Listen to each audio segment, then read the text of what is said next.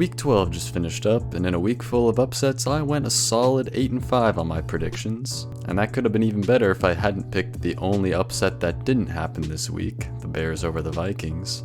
But anyways, let's just get on to week 13. With no teams having a bye week this week, we're going to be starting with the Bears at the Lions. The Bears have been competitive lately, and they managed to upset the Lions last season, but I still think the Lions should take care of business in their home stadium.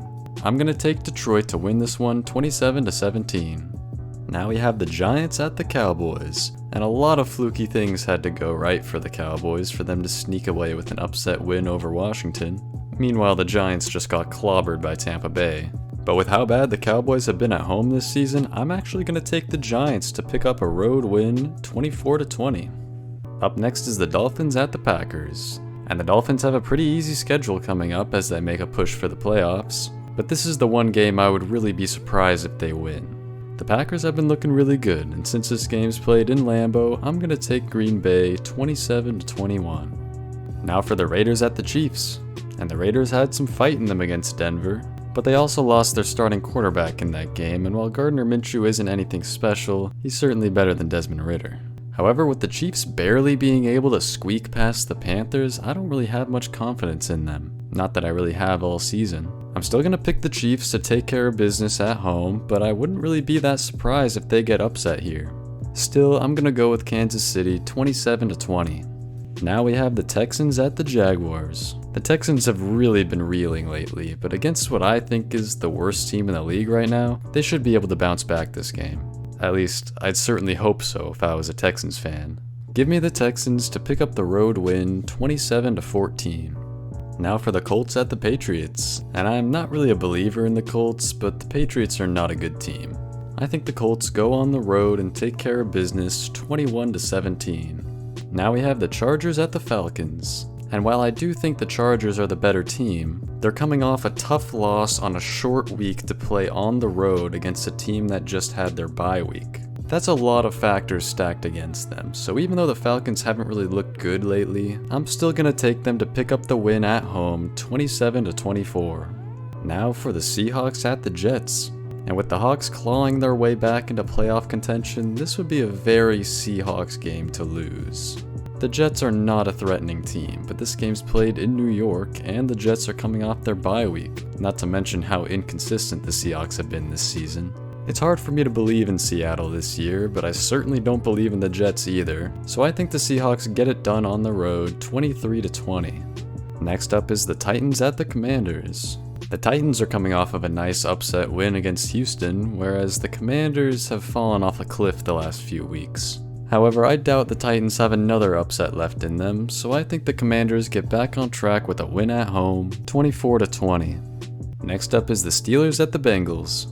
The Bengals just had their bye week, while the Steelers are coming off of a loss to the lowly Browns.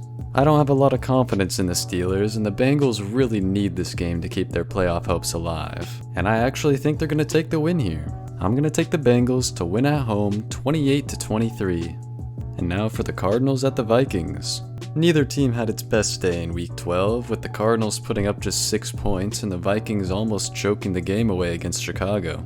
But overall, I think the Vikings are the better team, and I have them winning in Minnesota 24-21. Now for the Rams at the Saints. And while I do think the Saints are out of realistic playoff contention, they're a good enough team to play spoiler. And with the Rams looking very unimpressive lately, it's a tall ask for them to go on the road and win this one. However, I do think the Rams are going to sneak away with an ugly win 26-23. Next up is the Buccaneers at the Panthers. And the Panthers aren't the same joke of a team they were earlier in the year, almost beating the Chiefs last week. I think the Buccaneers are a much better team, but you can't count out Carolina anymore. I'm still taking the Bucs to win this one 30-26, but I'd watch out for an upset in this one. I think this could be a potential trap game. And now for what looks to be the best game of the week, the Eagles at the Ravens. The Ravens got back on track against the Chargers, and the Eagles have been on a tear, winning 7 straight if I'm not mistaken. Not to mention Saquon Barkley is coming off of a game where he had over 300 total yards.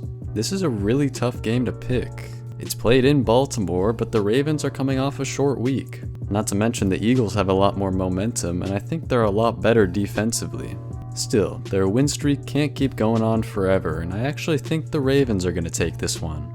I say Baltimore wins 30-27. And on Sunday Night Football, we have the 49ers at the Bills.